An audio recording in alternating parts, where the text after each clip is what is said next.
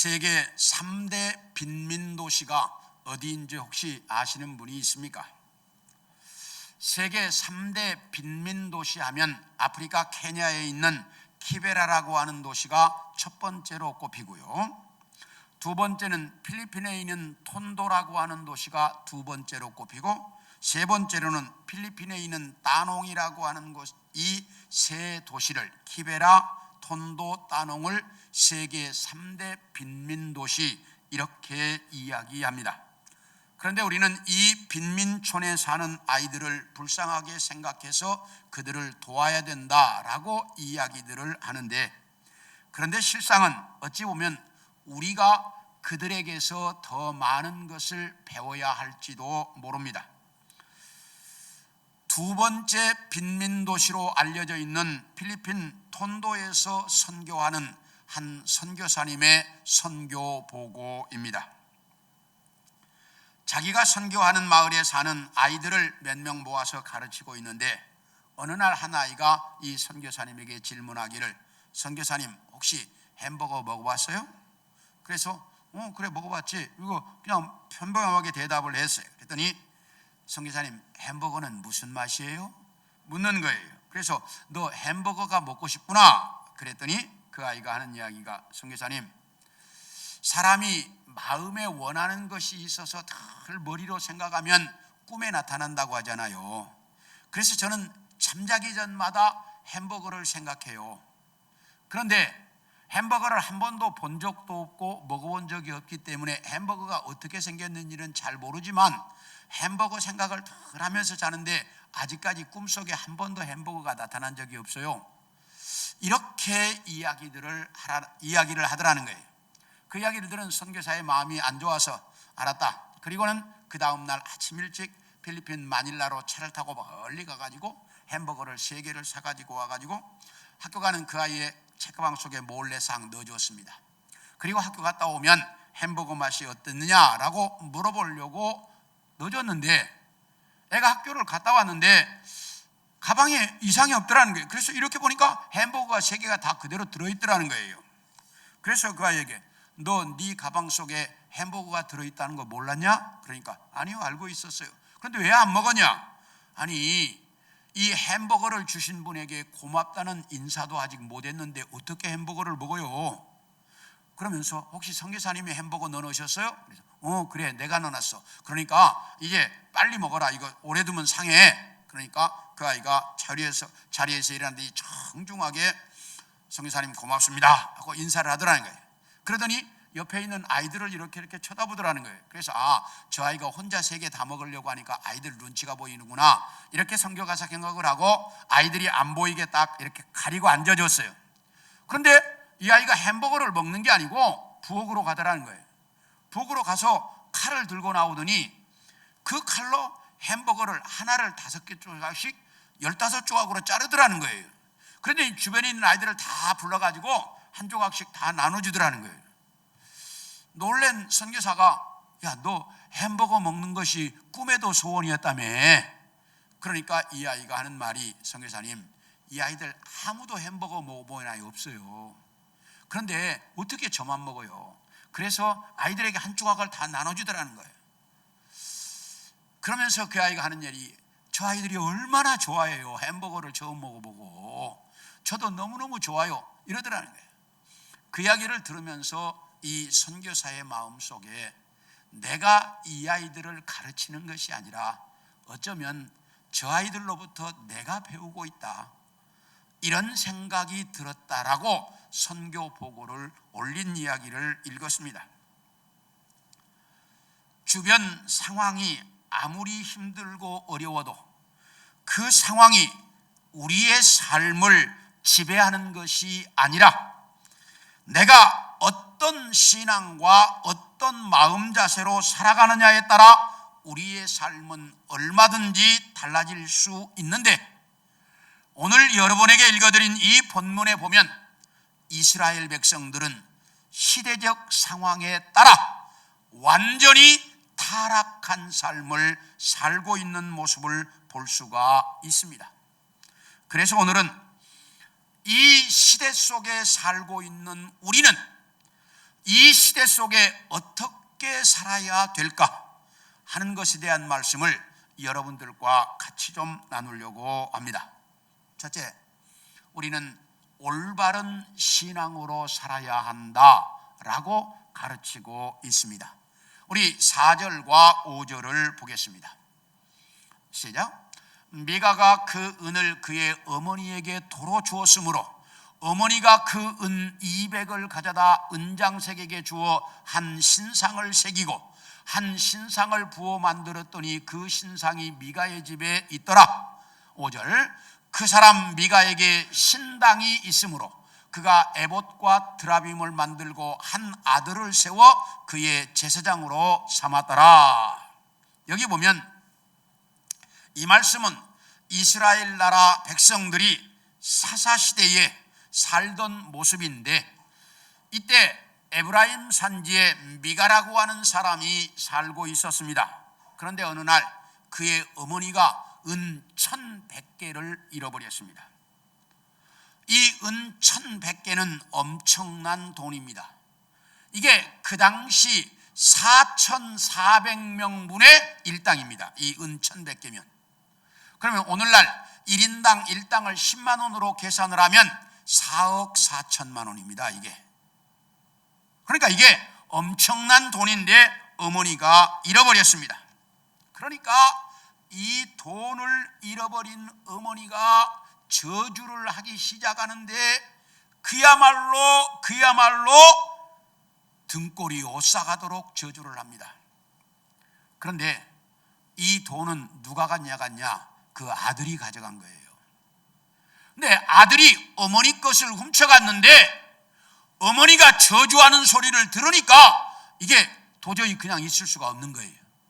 그래가지고 아들이 그 돈을 어머니에게 도로 갖다 주었습니다. 그러니까 어머니가 잃어버린 돈을 다시 찾은 건 좋은데, 그런데 자기가 퍼부은 저주가 결국은 누구에게 한 저주예요? 예? 아들에게 한 저주가 되어버린 거예요.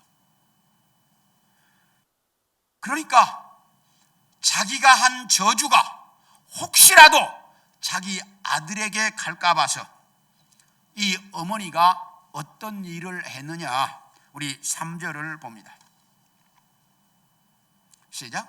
미가가 은 1100을 그의 어머니에게 도로 주매 그의 어머니가 이르되 내가 내 아들을 위하여 한 신상을 새기며 한 신상을 부어 만들기 위해 내 손에서 이 은을 누구에게? 여호와께 거룩히 드리노라. 그러면 내가 이제 이 은을 내게 도로 주리라. 여기 뭐라고 말하는 거니? 어머니가 아들에게서 잃어버렸던 은 1100개를 받았습니다. 그러자 그 어머니가 즉시 그 중에 200개를 은장색에게 주어서 한 신상을 만들도록 만들었습니다. 200개면 이게 보통 돈이 아닙니다. 하루에 품삯 1인분을 10만 원으로 치면 이 200개면 8천만 원이에요. 이게 엄청난 돈이에요. 이렇게 많은 돈을 들여서 은장색에게 주어서 신상을 만들었습니다. 그러면 왜 그 어머니는 이 신상을 만들었습니까? 받는 이유가 뭐예요? 자기가 퍼부은 저주가 자기 아들에게 혹시나 갈까 두려워서 이렇게 신상을 만들어서 그 신상을 자기 집에 있는 신당 앞에 세워놓고 거기서 뭐 하려고? 빌려고. 그래서 그 저주가 누구한테 안 가도록, 아들에게 안 가도록 빌려고. 자, 참 재미있습니다. 자, 여기 이 은을 누구에게 드린다고 그랬어요? 이 어머니가. 여호와께. 그런데 여호와께 드린다고 했는데 뭘 만들었어? 신상을 만들었어요. 그래가지고 그 신상을 만들어서 어디다가 뒀어요? 자기 집안에다가 신당을 만들어 놓고 그 신당에다가 그 신상을 세워놨습니다. 그리고 미가의 아들들 중에 하나를 제사장으로 삼고 그 제사장에다가 이제 이렇게 그 신당에서 섬기도록 만들었습니다. 자, 집안에 신당을 만들어 놓고 거기다가 신상을 세워 놓고 아들이 제사장이 되어서 그걸 섬기고 있습니다. 꼭 무엇 같습니까? 에? 이게 뭐 같아요? 무당집 같잖아요. 그래요, 안 그래요?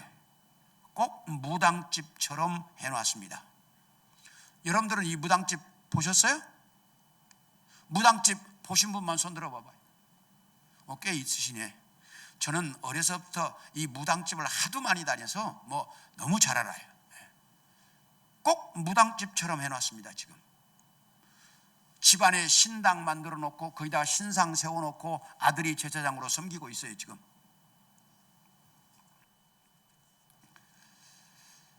왜 이렇게 미가는 이렇게 하나님을 섬기고 있습니까? 지금 이게 누구 섬기는 거예요? 예? 하나님 섬기는 거예요. 미가가 그 은을 누구에게 드렸어요? 여호와 하나님께 드렸어요. 그러니까 이게 지금 누구 섬기는 거야? 하나님 섬기는 거예요. 그런데 뭐처럼 섬겨? 예? 아니, 왜 이렇게 대답이 없어요? 자, 하나님을 섬기는데 뭐처럼 섬겨요? 무당처럼 섬기고 있습니다. 왜 이럴까? 이게 이제 왜 이럴까? 우리 사사기 2장 10절을 봅니다. 시작. 그 세대의 사람도 다 그 조상들에게로 돌아갔고 그 후에 일어난 다른 세대는 여호와를 알지 못하며 여호와께서 이스라엘을 위하여 행하신 일도 알지 못했다. 여기 뭐라고 이야기하냐? 여호수아와 함께 가나안 땅을 정복하고 가나안 땅에 12지파가 정착해서 이스라엘 나라를 세웠던 1세대가 다 죽었습니다. 1세대가 다 죽고 그 다음에 일어난 다음 세대는 누구를 몰랐다? 하나님을 몰랐다. 하나님을 모르는데 어느 정도 몰랐을까? 오늘 본문에 이야기한 대로 자, 그 어머니가 지금 신상을 세운 이유가 뭐예요? 자기가 퍼부은 저주가 혹시라도 누구에게 갈까? 아들에게 갈까 해서 아들에게 가지 않도록 그 신상 앞에서 뭐 하려고? 빌려고. 그러려고 신상을 만들었습니다. 자, 여러분, 내가 그렇게 잃어버리고 저주를 했는데 알고 보니 아들이야. 그럼 어떻게 해야 돼, 우리? 에? 큰일 났네. 이제 미가의 어머니처럼 할 사람들이 여기 있는 것 같으네. 어떻게 해야 돼요, 우리? 하나님 앞에 나와서 회개하고 내가 그렇게 퍼부은 저주를 잘못 퍼부었다고 회개하고 하나님께 기도하면 되지.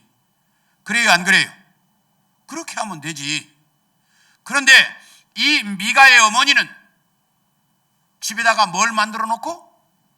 신당을 만들어 놓고 거기에 뭘 세워놓고? 신상을 메워놓고 거기다가 지금 아들에게 이 저주가 가지 않게 해달라고 빌고 있다 그 말이에요. 왜 그래요? 이 사람들이 하나님을 모르니까 바알과 아세라를 섬기는 원주민들, 그 가나안 땅에 살고 있는 원주민들이 바알과 아세라를 섬겼는데 그 바알과 아세라를 섬기는 모습을 봤다 이 말이야. 그러니까 지금 하나님도 누구처럼 섬기는 거야? 바알과 아세라처럼 섬기고 있다 그 말이에요. 왜? 하나님을 모르니까. 그리고 자기 아들이, 그러니까 미가의 자기 아들이 뭐가 됐어요? 제사장이 되었습니다. 그래서 뭘 해입혔습니까? 에봇을 해입혔습니다. 자, 그리고 또 뭐도 만들었어요? 드라빔도 만들었다고 합니다. 드라빔이 뭡니까? 들고 다니는 조그마한 신상을 드라빔이라고 해요. 그러니까 신상도 들고 다녀요. 자, 그러면 잘 보세요.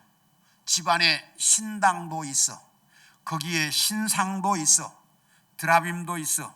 이건 꼭 뭐 같고? 무당 같고. 그리고 제사장도 있고 뭐도 있어? 에봇도 입었어. 이건 뭐 같고? 하나님의 성전 같고. 그러면 이게 뭡니까 지금? 무당도 아니고, 그렇다고 해서 하나님 섬기는 것도 아니고, 이게 뭐예요? 이런 걸 가리켜서 짬뽕 종교라고 합니다.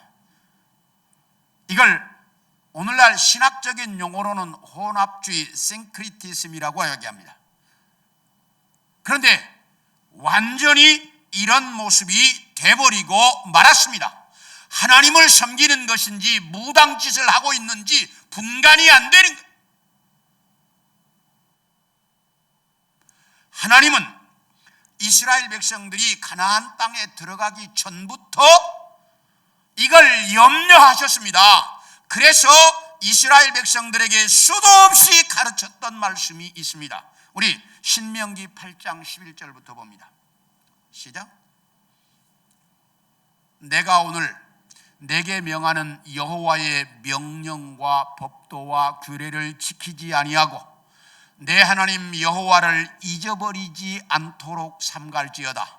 네가 먹어서 배부르고 아름다운 집을 짓고 거주하게 되며, 그다음 또 내 소와 양이 번성하며 내 은금이 증식되며 내 소유가 다 풍부하게 될 때에 내 마음이 교만하여 내 하나님 여호와를 잊어버릴까 염려하노라. 하나님께서 이스라엘 백성들에게 너희는 가나안 땅에 들어가면 내 명령과 법도와 규례를, 명령과 법도와 규례를 한마디로 말하면 뭐예요? 말씀이지, 말씀. 그러니까 너희는 가나안 땅에 들어가서 나를 잊어버리지 말고 내 말대로 나를 똑바로 섬겨라. 너희가 혹시라도 가나안 땅에 들어가서 농사 잘 지어 잘 먹고 잘 살고 배부르게 되면, 배부르고 등 따시게 되면 너희가 교만해서 나를 잊어버릴까 염려가 된다. 하나님이 수도 없이 그들에게 가르쳤어요. 외쳤어요. 모세가 계속해서 가르쳤어요. 그런데 가나안 땅에 들어와서 잘 먹고 잘 살고 배부르고 등 따시니까 하나님을 잊어버린 거예요.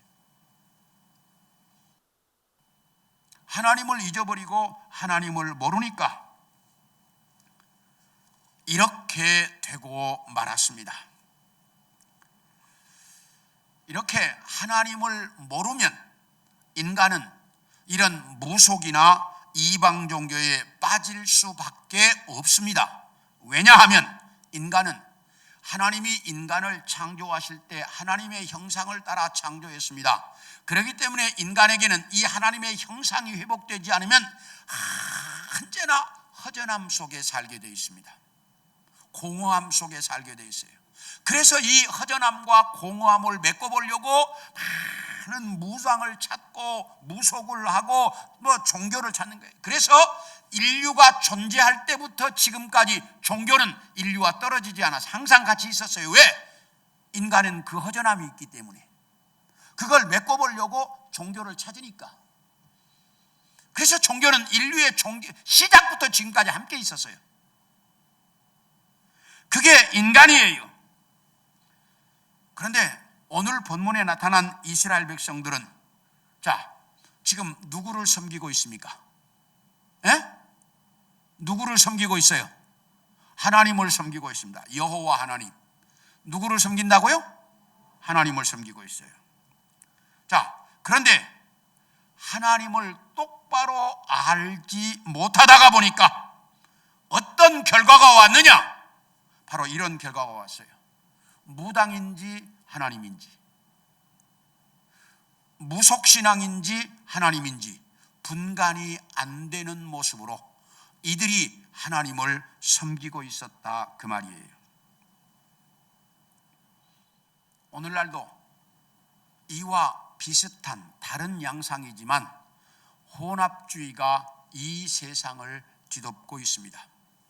예를 들면 남한산성에 올라가는 길은 성남에서도 올라갈 수 있고 광주에서도 올라올 수 있고 서울에서도 올라올 수 있고 하남에서도 올라올 수 있습니다. 다 똑같은 길이다. 남한산성에 올라가는 길이다. 그것처럼 우리가 불교도 캐토릭도 이슬람도 마호멧도 힌두교도 다 인간 구원받으려고 하는 거 아니냐, 다 똑같은 거다, 이렇게 이야기하고 있습니다. 그러면서 하나님만 믿어야 된다고 말하는 기독교인들은 독선적이라고 이야기합니다. 이게 오늘날 이 세상이 가는 방향이고 이게 인본주의에 사는 사람들의 똑같은 이야기입니다. 그런데 하나님 분명히 주님께서 이야기했습니다. 하나님께로 오는 길은 누구 외에, 정확히 하나님께로 오는 길은 나 외에 길이 있다 없다? 없다. 주님께서 정확하게 말씀하셨어요. 아버지께로 오는 길은 나 이외에 없다. 세상이 아무리 독선이라고 이야기해도 진리는 하나밖에 없는 거예요. 아무리 독선이라고 이야기해도 어쩔 수 없어요. 왜? 하나님께로 갈 수 있는 길은 하나밖에 없으니까. 우리는 이 사실을 정확하게 알아야 돼. 그래서 세상 사람들이 독선이라고 하면 그 소리 그냥 들으세요. 그냥 들어. 어쩔 수 없어요. 우리는 정확한 신앙으로 살아야 되지, 그렇지 않으면 혼합주의 속에 사사시대 사람들처럼 살 수밖에 없다는 사실이에요. 이렇게 보니까 무당인지 하나님이 잘 모르니까 우리가 우습지만 지금 우리의 모습이 하나님 보시기는 똑같다니까. 그러므로 우리가 똑바로 하나님을 섬기고 살아갈 수 있기를 축원합니다. 네. 두 번째, 따라합시다. 우상을 만들지 말자. 우리 2절을 같이 한번 봅니다. 시작. 그의 어머니에게 이르되 어머니께서 은 1,100을 잃어버리셨으므로 저주하시고 내 귀에도 말씀하셨더니 보소서 그 은이 내게 있나이다. 내가 그것을 가졌나이다 하니 그의 어머니가 이르되 내 아들이 여호와께 복받기를 원하노라 하니라. 여기 보면 어머니가 가지고 있던 은 1,100개를 잃어버렸습니다. 그러니까 어머니가 이 돈을 잃어버리고 얼마나 심하게 저주를 냈는지 그 아들이 그 저주를 들으면서 등골이 오싹했던 것 같아요. 그러니까 어머니에게 그냥 돈을 다시 갖다 줬습니다. 자, 그러면 오늘 이 사건은 뭐 때문에 벌어진 사건입니까? 예? 은 때문에 벌어졌죠. 은이 뭐예요? 돈이잖아. 그러니까 오늘 이 사건은 뭐 때문에 벌어진 거예요? 돈 때문에 벌어졌습니다. 오늘 여기 보면 미가도 결혼해서 자식을 낳았어요. 그런데 어머니가 얼마나 지독했으면 아들에게 재산을 안 물려준 것 같아. 아들에게 재산 안 준 것 같아. 그러니까 어머니가 그 재산을 자식에게 안 주니까 자식이 어머니 걸 훔쳤잖아요. 그런가 하면 그 돈을 잃어버리고 얼마나 저주를 심하게 퍼부었으면 아들이 놀래갖고 갖다 주었겠어, 어머니한테. 자, 그러면 그 어머니의 살아가는 인생의 목표는 뭐예요? 돈이지. 예? 어머니 삶은 돈이야. 그러면 아들도 이제 그 얼마나 돈이 정말 갖고 싶었으면 누굴 걸 훔쳐? 자기 어머니 걸 훔쳤다니까. 자, 이것을 보면 그 아들도 뭐가 우상이야? 돈이 우상이에요. 예. 이렇게 돈이 우상이 되다 보니 오늘 이 사건이 벌어진 것입니다. 우리가 이 세상을 살아가는 데 있어서 가장 필수적인 것이 뭐냐? 돈입니다. 그러다 보니 사람들은 모두가 다 이 돈에 빠져서 돈 속에서 살아가고 있습니다. 그런데 성경은 이렇게 이야기합니다. 마태복음 6장 24절을 봅니다. 시작. 한 사람이 두 주인을 섬기지 못할 것이니 혹 이를 미워하고 저를 사랑하거나 혹 이를 중히 여기고 저를 경히 여김이라. 너희가 하나님과 재물을 겸하여 섬기지 못하느니라. 하나님께서 이렇게 말씀하셨어요. 예수님이 하시기를 두 주인을 사람이 못 섬긴다. 왜? 하나를 더 귀하게, 하나를 더 이렇게 귀하지 않게 여길 수밖에 없다, 인간은. 그러니까 너희가 하나님과 재물을 겸하여 섬길 수 없다. 이 말씀에 보면 만약에 재물이 우상이 되면 하나님을 올바르게 섬길 수 없다는 말입니다. 그러므로 우리가 이 세상을 살아가는 날 동안 돈이 필수적인 것이긴 하지만 재물이 우상이 되어서는 안 된다는 거예요. 우리 디모데전서 6장 10절도 봅니다. 시작. 돈을 사랑함이 일만하게 뿌리가 되나니 이것을 탐내는 자들은 미혹을 받아 믿음에서 떠나 많은 근심으로써 자기를 찔러도다. 뭐라고 말하냐? 돈을 사랑하는 것이 일만하게 뿌리다. 그래서 돈이 너의 우상이 되면 너는 하나님을 떠나게 되고, 그리고 돈이 네 인생에 네 가슴을 찌르는 일이 계속 이어질 것이라고 말씀하고 있습니다. 다시 이야기하면 우리는 이 세상을 살아가는 날 동안 돈을 벌어야 하고 모아야 하고 가져야 합니다. 왜? 그래야 이 세상을 좀 더 편하게 살아갈 수 있기 때문입니다. 그런데 그 돈이 하나님보다 너희에게 더 귀해져서는 안 된다라고 가르치고 있다는 사실입니다. 만약에 하나님보다 더 귀하게 여기는 우상이 되면 너희는 하나님을 제대로 섬길 수 없다는 거예요. 이 말씀을 여러분들이 정확하게 알고 이 땅에서 돈이 필요하지만 그것이 내 인생에서 하나님보다 더 중요하거나 우상이 되도록 살아서는 안 된다는 거예요. 또 하나, 미가의 어머니에게는 또 하나의 우상이 있었습니다. 그 우상이 뭐냐? 아들이었습니다. 자, 어머니가 은 1,100개를 잃어버렸는데 알고 보니 그걸 누가 가져갔습니까? 아들이 가져갔습니다. 그래서 가져왔습니다. 그러면 부모의 입장에서 아무리 아들이 다시 가져왔다 할지라도 아들이 어머니 것을 가져갔으면 첫 번째 해야 할 일이 뭐예요? 뭘 해야 됩니까? 혼을 내야죠. 벌을 줘야죠. 왜? 아무리 자식이라도 어머니 것을 훔쳐간 건 죄지은 일이고 잘못한 일이니까. 그런데 성경에 보니까 아들이 딱 내가 가져갔습니다, 그리고 여기 있습니다 라고 이야기하니까 바로 축복해. 뭘 하지 않아요? 혼을 내지 않아요.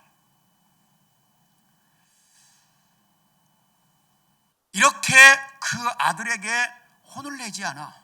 그리고 아들을 축복해. 그리고 나서 은 200개를 들여가지고 신상을 만들어 놓고 그 신상에게 아들에게 자기가 한 저주가 혹시라도 갈까봐 저주가 가지 않도록 빌고 있다, 이 말이. 이 세상에 자식을 소중하게 여기지 않는 부모는 있다 없다? 없어요.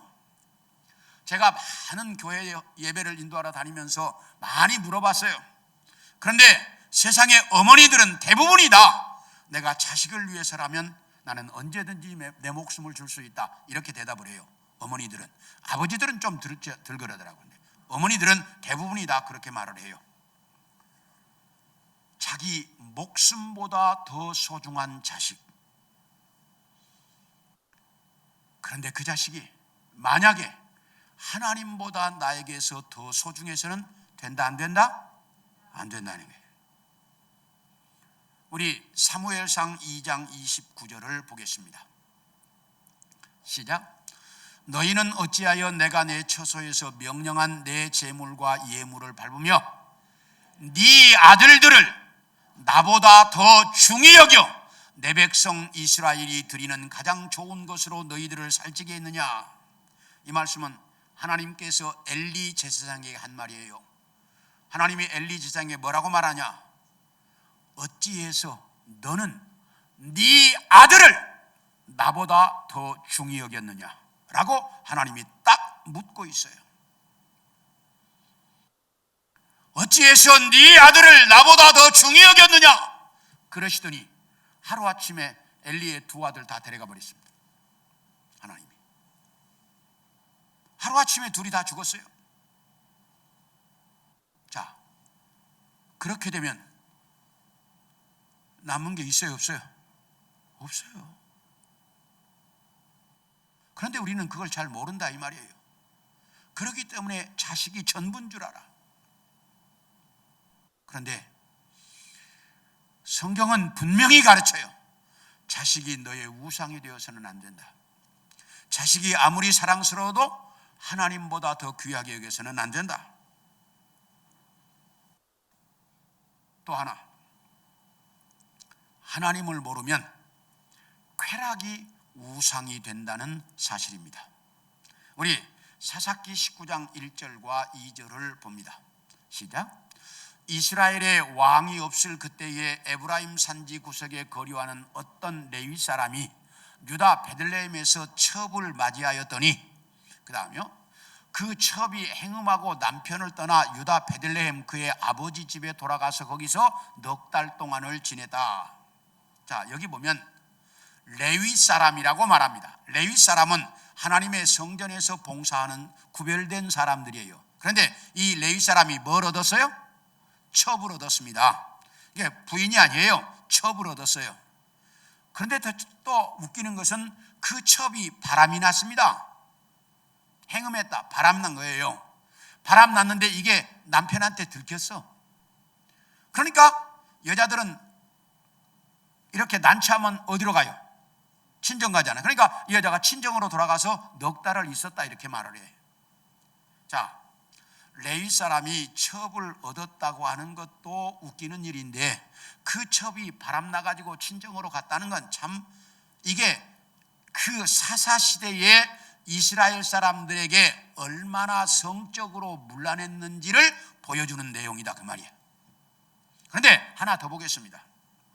사사기 19장 22절입니다. 시작. 그들이 마음을 즐겁게 할 때에 그 성읍의 불량배들이 그 집을 에워싸고 문을 두들기며 집주인 노인에게 말하여 이르되 네 집에 들어온 사람을 끌어내라. 우리가 그와 관계하리라. 이 관계라는 단어를 잘 보셔야 되는데 이게 무슨 말이냐면 그 첩이 친정으로 돌아가 있으니까 이 레위 사람이 또 그 처갓집을 찾아갔습니다. 그래가지고 이제 그 첩을 데리고 집으로 가다가 날이 저물어서 이제 기브아라고 하는 마을에 들어가서 어느 노인의 집에서 하룻밤을 묵어가게 되었습니다. 그래서 그날 저녁에 저녁 잘 먹고 있는데 동네 불량배들이 쫙 몰려온 거예요. 동네 불량배들이 물려와가지고 문을 막 두드리. 그래서 문을 열어보니까 오늘 너희 집에 손님 왔지? 예. 그놈 끊어내라.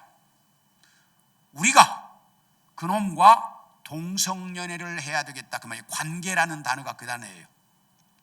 우리가 그와 동성연애를 해야 되겠다. 이렇게 이야기하고 있습니다. 이것을 보면 사사시대에 이스라엘 백성들이 얼마나 성적으로 타락한 시대 속에 살고 있었는지를 정확하게 보여주고 있습니다. 꼭 언제를 보는 것 같습니까? 지금 우리가 살고 있는 이 시대를 보는 것 같습니다. 동성연애 해도 인정하자고 차별금지법을 통과시키려고 하는 이놈의 나라 국회나 사사시대나 뭐가 달라요? 다 똑같아 보이잖아요. 이것은 하나님을 모르면 인간은 이렇게 될 수밖에 없다는 거예요. 왜냐하면 인간은 누구나가 자기 욕망대로 살고 싶은 욕구가 있습니다. 이 인간이 자기 욕망대로 욕구대로 살아가면 쾌락에 빠질 수밖에 없고, 쾌락에 빠지면 그 쾌락이 우상이 되어지는 거예요. 그건 인간의 삶에 어쩔 수가 없는 거예요. 그런데 사사시대가 그랬다 그 말이에요. 그래서 사사시대에는 돈이 우상이고 자식이 우상이고 그리고 쾌락이 우상인 시대 속에 살았습니다. 오늘날 우리가 살고 있는 시대와 별반 다를 것이 없습니다. 사랑하는 성도 여러분, 이런 것이 여러분 삶의 우상이 되어지면 그때부터 우리의 인생은 하나님을 제대로 섬길 수가 없습니다. 그러므로 우리가 이 땅에서 살아가는 날 동안 하나님 똑바로 알고 하나님 제대로 섬기며 사는 우리 성도들이 되어질 수 있기를 축원합니다. 네. 마지막으로 형식적인 신앙인이 되어서는 안 된다는 겁니다. 형식적 신앙, 이게 뭘까? 우리 사사기 17장 13절, 오늘 본문이 들어있는 13절을 봅니다. 시작. 이에 미가가 이르되 레위인이 내 제사장이 되었으니 이제 여호와께서 내게 복을 주실 줄 아노라. 자, 이거 지우지 말고 방송일 좀 놔두세요. 이게 무슨 말이냐면 베들레헴에 어떤 레위 청년이 하나 살고 있었습니다. 그런데 직장이 없어요. 그러니까 이 청년이 직장을 찾아서 이곳저곳을 헤매다가 미가의 집에까지 왔습니다. 그래서 미가와 둘이 이야기를 하다 보니 이 사람이 레위 사람이라는 걸 알게 되었습니다. 그러니까 미가가 이렇게 이야기합니다. 너 다른 데 가지 말고 오늘부터 우리 집에서 제사장 노릇을 해라. 이 청년이 듣고 보니까 너무너무 좋은 거예요. 왜? 연봉 짱짱하게 주겠다. 연봉 빵빵하게 주겠다. 그리고 먹고 재워주겠다. 이럴 직장을 거절할 사람이 없어요. 그러니까 이 청년이 그렇게 하겠다고. 그래가지고 이 레위 청년이 미가의 집에서 제사장이 되었습니다. 아마 미가는 자기 아들이 제사장 노릇을 하고 있는 게 찜찜했던 것 같아요. 그러다가 이제 레위 사람이 나타나니까 레위 사람으로 제사장을 바꿨습니다. 그래놓고 하는 말이에요. 이제 레위 사람이 제사장이 되었으니 이제 여호와께서 내게 뭐 할 것이다? 복을 주실 것이다. 자, 여러분 저를 보세요. 집안에 뭐 만들어 놓고 신당 만들어 놓고 거기다가 뭐 세워놓고 신상 세워놓고 그리고 제사장 지 맘대로 하나 돈 주고 데려다가 그래서 제사장 세워놓고 이제 하나님이 나에게 뭘 주실 것이다? 복을 주실 것이다. 우리가 보면 뭐 하는 짓이에요? 참 웃기는 짬뽕이잖아 지금. 왜요? 하나님을 어떻게 섬겨야 되는 것인지, 제사장이 뭔지 성전이 뭔지 아무것도 모르고 오직 하나 자기가 알고 있는 것, 레위인이 제사장이 되면 하나님이 복 주실 것이라고 말하고 있다 이 말이에요. 다시 이야기하면 하나님을 모르다가 보니까 레위 사람이 제사장이 되는 이 형식만 갖추면 하나님이 복 주실 줄로 알았다 이 말이야. 그러니까 하나님을 모르면 신앙이 이런 형식적 신앙이 돼간다는 거예요. 오늘날 우리 중에도 예배 의식만 잘 지키면 되는 줄로 아는 사람들이 있어요. 그런데 잘 들으셔요. 왜 예배 의식을 만들었느냐?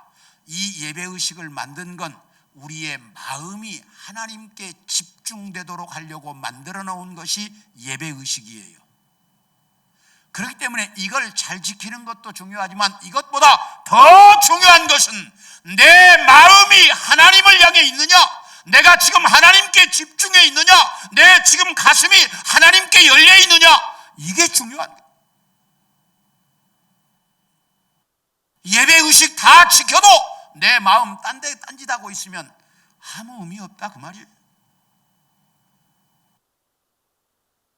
우리의 기독교 신앙은 형식이 중요한 게 아니고 내 중심이 하나님께 있느냐 아니냐 하는 거예요. 중세 캐톨릭이 너무나 형식주의로 가니까 종교개혁자들이 이야기하기를 그 중세의 모든 형식을 버리고 우리가 말씀으로 돌아가서 정말 우리가 가슴으로 하나님을 섬기자고 외쳤던 게 종교개혁자들의 외침이었어요. 그런데 오늘날 자꾸 형식으로 돌아가고 우리의 중심이 흐트러져 가고 있다 이 말이에요. 사랑하는 성도 여러분, 하나님은 내 중심으로 섬기는 것이고 가슴으로 섬기는 거예요. 이제 여러분의 중심이, 여러분의 가슴이 언제나 하나님께 가 있는 올바른 신앙으로 신앙생활에 갈 수 있기를 축원합니다. 그렇게 돼야 우리는 하나님 앞에 이 시대를 이겨갈 수 있는 올바른 신앙인이 되어질 수 있습니다. 우리 성도들 모두가 이렇게 가슴으로 하나님을 섬김으로 이 시대 속에서도 올바른 신앙인으로 살아남기를, 올바른 신앙인으로 승리해 갈 수 있기를 주님의 이름으로 축원합니다.